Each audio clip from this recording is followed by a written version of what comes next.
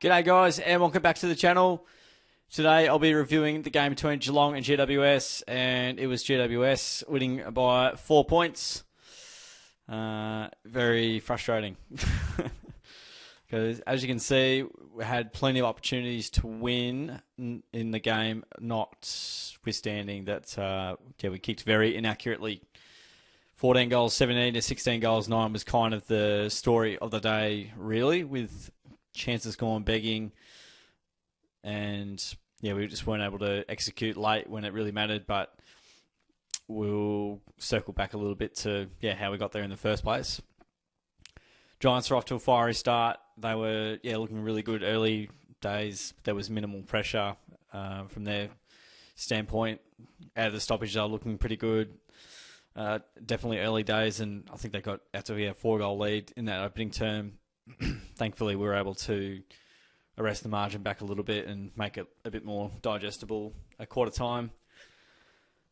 So, it was just didn't look like us in the first term. We weren't able to get the game on our terms. It was all free-flowing for the Giants. Had some really good looks out the back. Ended up with the 5 goals in the opening term, and we got some respectability back on the scoreboard and ended up leading by half-time. We're probably our best quarter there, kicking 6, but it was a seesawing game. It was, it says here, 14 lead changes. I must say, if you're a neutral fan, you've just witnessed an amazing game again. Geelong somehow yield just great games. I don't know how. Doesn't mean we always win them, though. And on this occasion, last week, it goes your way, and then this week, in another thriller, another classic, not to be, and boy is it frustrating. 4 points again, and 3 of the last 5 losses at home for us against the Giants have all been 4 points. You guessed it there. So it's very frustrating, not only to lose to them, but to lose them by the same margin every damn time. I hate it. Lock in the start of the year that the Saints will beat us, Carlton will beat us, Giants will beat us. It's guaranteed every year, no matter what personnel we have in or out. This does not matter. Led at half time, got some ball movement from halfback going nicely, then started to get some field position from our clearance work, which was challenging early days, but we were able to arrest the momentum there. I felt, positive throughout the game was keeping Buckley and Taylor relatively accountable, at least at the ground. It didn't look like that they had a stack of easy, uncontested intercept marks. And a lot of times we did go inside 15. We got a lot of supply. And once we do have a look at the numbers, they are pretty positive numbers. It's just one of those, frustrating. You should have won the game. Expected score will say we should have won the game, but the actual score is the only score that matters. And the Giants took their chances, and we didn't when we should have. 3 goals, 5 in that last quarter. It was an arm wrestle, but across that, 9 of 16 goals in the first and third terms for the Giants is probably where they made the most of it. It was super close, especially in that third term. Absolute, we just couldn't get the scoreboard ticking over as well as we would have liked to have. Last quarter was promising, and I felt confident going in, even though we're behind a little bit here. We just have to be around the mark at 3/4 time. We should be in with a decent chance. And look, to our credit, got a bit of scoreboard ticking over in the final term, but clearly not enough. And I guess the Giants still were able to get some looks and some chances, and boy did they make us pay. So I think that was what was disappointing today, was when when it wasn't on our terms, the Giants just piled on the score with the scoreboard in it.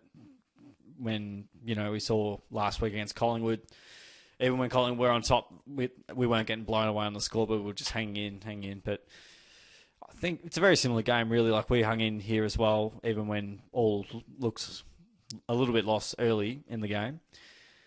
So, in that final term, we butchered plenty of opportunities. Manor had his opportunities to kick a goal or even a couple.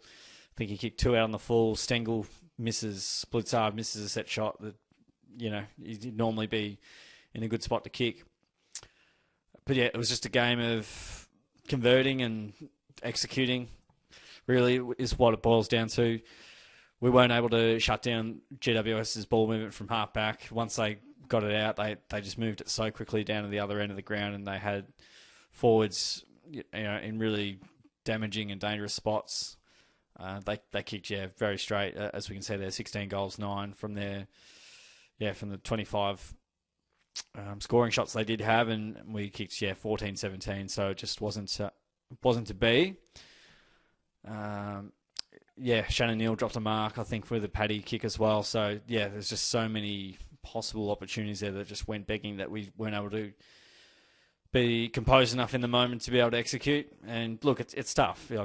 It's try going out there in amongst all the pressure that the players have to deal with there.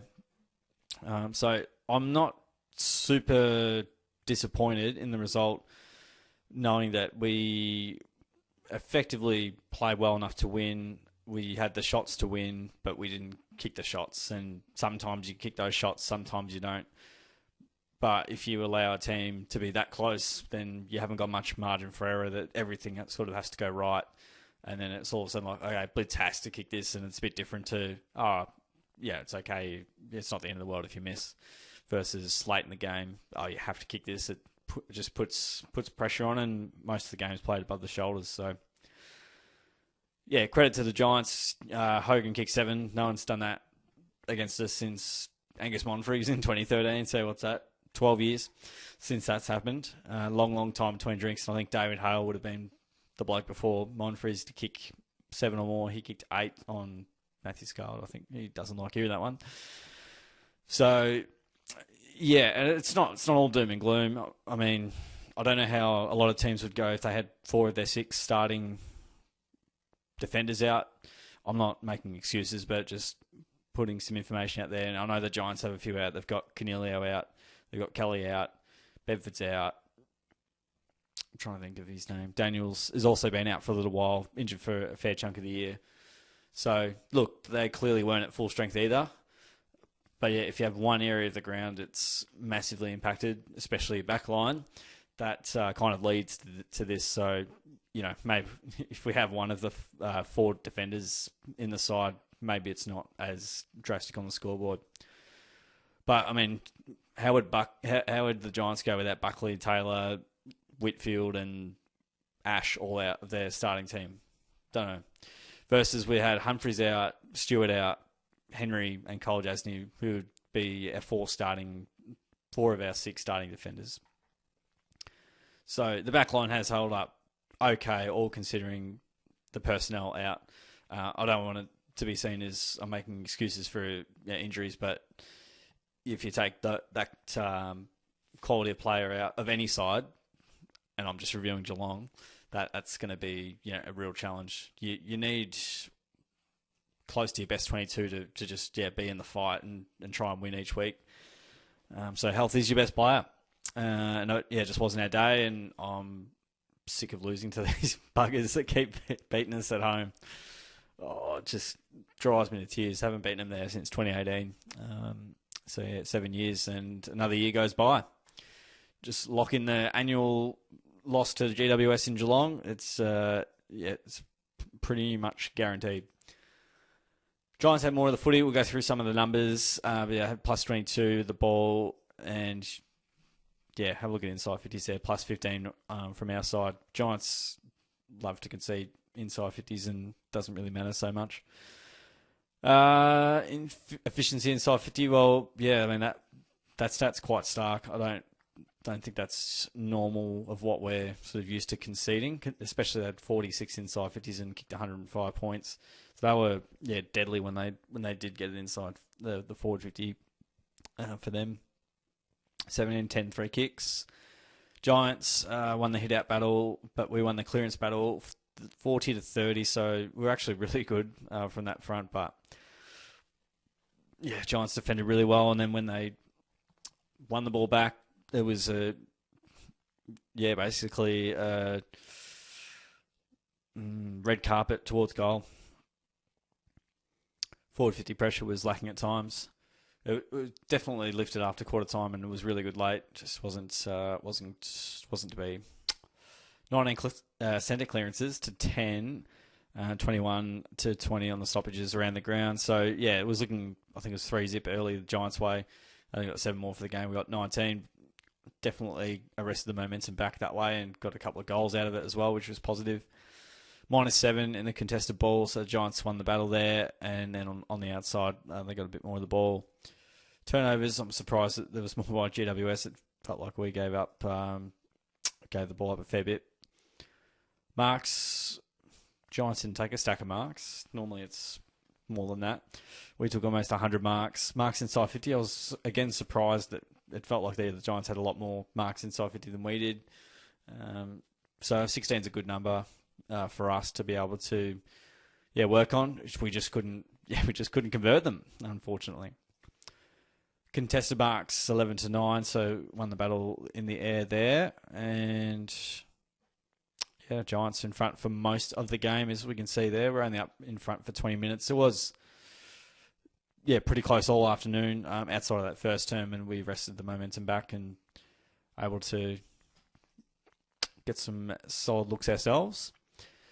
Tackles +7 for us, inside 50 +5. So it's interesting. I reckon there'll be various portions where that was heavily weighted, but it definitely felt like once the Giants got it out, I felt like pressure was good, and then they just were so clean getting out of the back line, and then all of a sudden we were out of position, and not a good result. The 1%ers make sense, definitely. All the little taps and spoils they had when we were out, we just had the mark, and then we dropped it. So kudos.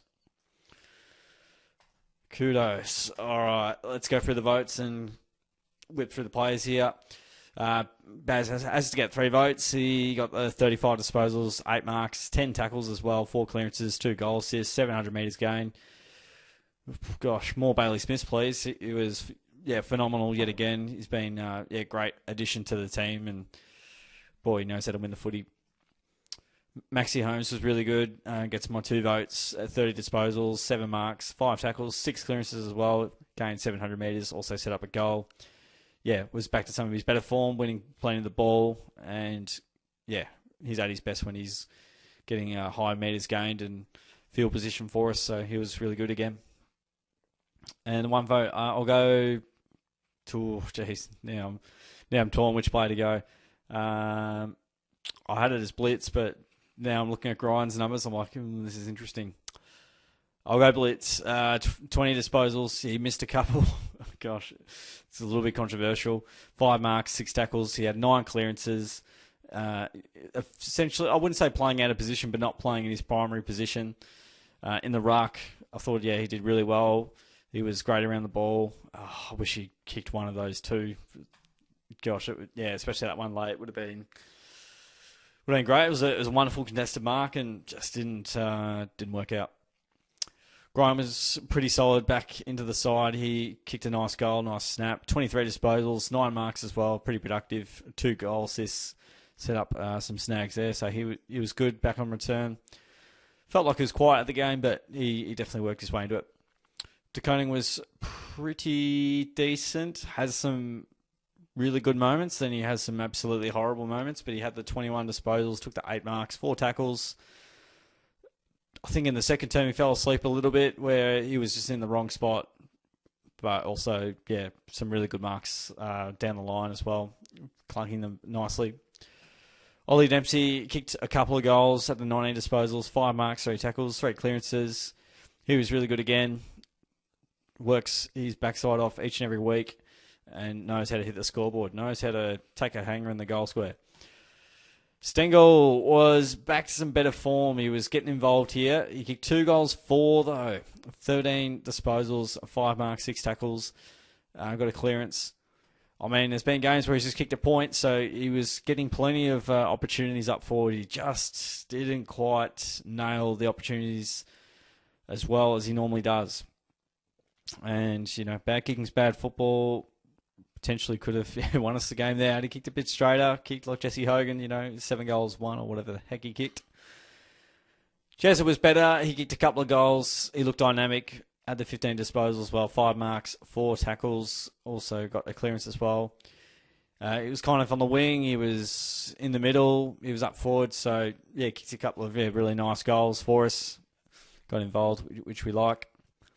Mitchy Duncan kicked a goal as well. Nice little snap. It was a long snap, actually. He had the 21 possessions, 4 marks for him as well. Got a tackle as well. Almost 500 metres gained with Cameron. So, yeah, Duncan was pretty productive and useful off half back. Tommy Atkins had the 19 disposals, had the 8 tackles, 7 clearances, also set up a goal, which was good. So, yeah, pretty decent game. I'm not sure what Tom Green had. Let's check. I think he was on him at times. He probably got 50 possessions, 37. God. He knows how to rack up the footy. Yeah, those are some big numbers indeed. All right, and then we move on to Sean Manor. Had the 2 goals, had 15 touches, 3 handballs, three of these 15 possessions handballs, 4 tackles, and got a clearance. Gosh, it was solid. It was handy. He wasn't handy late, unfortunately. I mean, sometimes you go back and you kick those. He probably, the moment got to him and didn't execute. Yeah, to his perhaps usual standard. I called it too. I thought there's a clutch Sean Manor moment coming up, and unfortunately kicked 2 out on the full late. So again, he had the shots, just didn't execute. Busey was good. Back in the side, 17 disposals. He also took 7 marks, a couple of clearances for his good work there. 500 metres gained, so yeah, he definitely yeeted the ball a bit and set up a goal. So yeah, liked what Buse did for us. Whilst we had Humphreys out, Stewart out, that would probably normally get a bit more run and dash. Busey got in the side and got the licence to run and carry. Zuth was good. He had the 13 disposals, took 5 marks, a couple of tackles, clearance. He's really good at taking those key marks at key moments, especially when the opposition are pressing and even when we're trying to get some momentum going. He's really good at chopping the ball off. Oh, Scratcher. 1 goal, 2, 8 disposals, 6 marks. He clunked a few. He dropped a few as well. He could take 10 marks every week if he didn't drop any. Unfortunately, he dropped a few. He missed a couple as well. He did kick 1, which was good, but yeah, he missed 1 late. It was a tough shot. Had a good go at it, but yeah, he missed, unfortunately. Jack Bowes had the 15 disposals, 3 marks as well. 2 tackles, also got in amongst 3 clearances. He was pretty calm and composed off half back. Got us going forward at times, and yeah, he normally does some nice things. Sometimes he has some rough moments, but he was good throughout the match. Connor O'Sullivan had the 12 disposals, 5 marks, a couple of tackles. Had a tough day. I don't think it was exclusively him on Jesse Hogan. If it was, I'd like to know, but. Yeah, look, he had a tough day at the office. Not as much support as normal. The A-grade troops are out and about. And look, I think he's going to be a star. I don't know if he's a one-on-one key defender and he's only playing there out of pure necessity. I'd like him to be more of a Ridley-type intercept mark, but we're almost... no Stanley, so Blitz has to play ruck. And so, yeah, there was just like one leaky tap too many today. And, yeah, just... was a bit too overwhelming in the end. Mark O'Connor had the 11 disposals, 3 marks, 3 tackles. He was okay at times throughout the wing and sort of half back. Not quite the performance he had against the Pies, which was great, but yeah. Paddy kicked a goal, he had the 12 disposals, a couple of marks, a couple of clearances, but yeah, not the Paddy that we've seen in recent times. He was just a bit quiet this afternoon and wasn't able to get his usual impact on the game. And I mean, at 35, you can't expect him to be kicking 3 or 4 every week and playing like Wayne Carey. So, yeah, look, credit to the Giants who would have put a lot of work into him. No doubt he crushed some packs, but yeah, just down on his usual productivity. Ollie Henry kicked a goal, had the 7 disposals, 3 marks and a tackle. Can someone go to the shop and buy this bloke some confidence? Fumbly, not good with the ground ball. Fumbled like 3 or 4 ground balls that I saw. Had easy uncontested chest marks and he's dropping those and he's missing easy set shots. So I don't know what's going on with this bloke, but I don't know if he needs a spell or if he's playing injured. I don't know, but can someone just call him and say, mate, you're so much better than this. He is so much better than this. So, yeah, I just don't get it. We've got so many small forwards just off. Our whole forward line looks so menacing, but he's just functionally off. I don't get it. We kicked 100 points as well, so I'm bereft of answers there.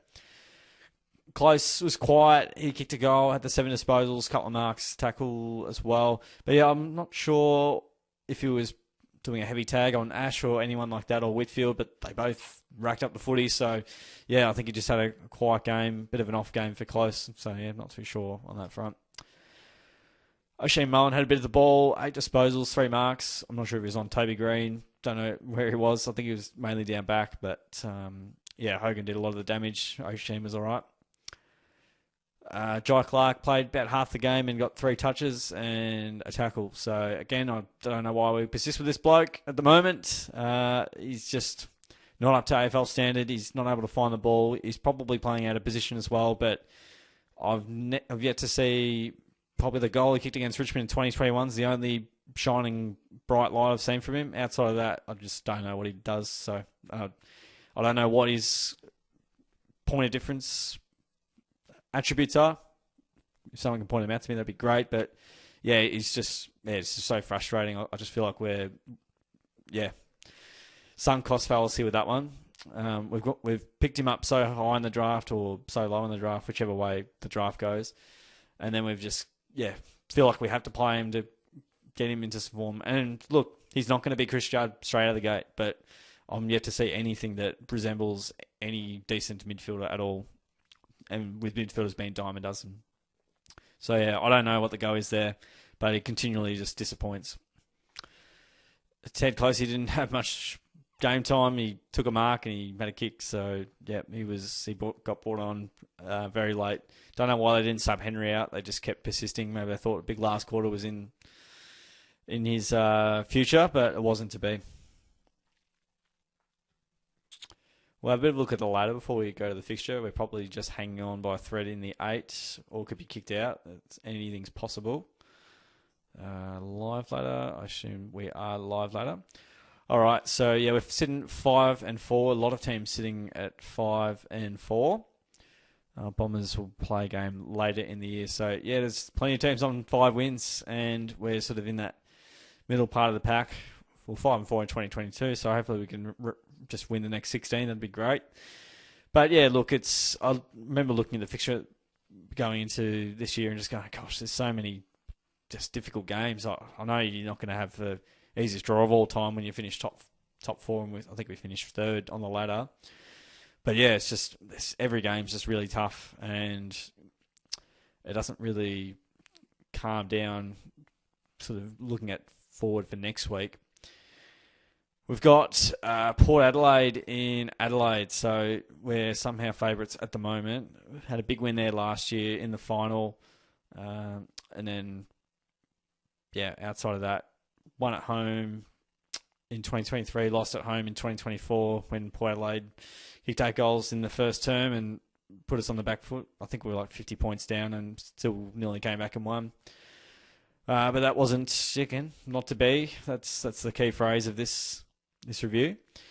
So, look, I think, we've played some good footy over there. I don't think we'll have too many fears of playing over there, but yeah, look, Port Adelaide's season will be on the line in certain stands and points throughout. But as the Giants were, they lost 3 in a row. They were looking pretty ordinary. I think they lost 3 in a row last year before playing us, and then we lost. So, yeah, Giants can be playing bottom 2 footy, and then they'll play us, and then they'll just play their grand final against us like they do every other year. So I don't quite understand that one. It is a mystery that stands the test of time.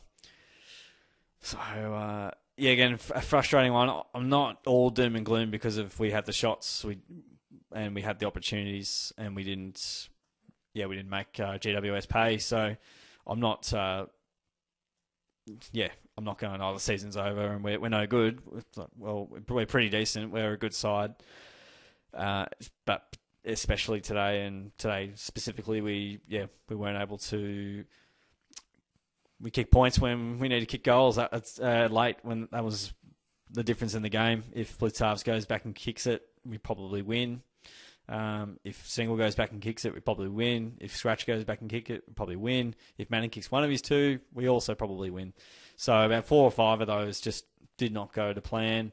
Had the supply, had the looks, had the shots, missed them. Pies potentially missed a couple last week, although, scoring shots very, very similar last week. I think it was about 23 to 25. Here, clearly, 31 scoring shots to 25. So, 6 more opportunities at it. Sometimes it goes your way, and that was last week for the Cats in terms of just being a bit more efficient in front of the big sticks. Other weeks, not quite. God, I hate losing, and I hate losing to GWS. Oh, it's about as much as anything. It's always an iffy game. All right, well, that's all from me, folks. I hope you have enjoyed the review, enjoyed my ranting as well, all in one go. Giants by 4 points, and the Cats will have to lick their wounds and get a response next week against Port Adelaide. So that's going to be a massive game and a really tough game, no doubt about that. Like the video if you enjoyed. Comment your thoughts on the game. Interested to hear how you guys saw it, whether you're at the game or watching on TV, what you thought of the game, and I guess any insights that you had from watching on from a different perspective. Subscribe away so you can keep up to date with all the Cats reviews and how I'm going in the tipping landscape each and every week. So again, appreciate you guys tuning in. Thanks again for watching on. I will catch you guys on the next video.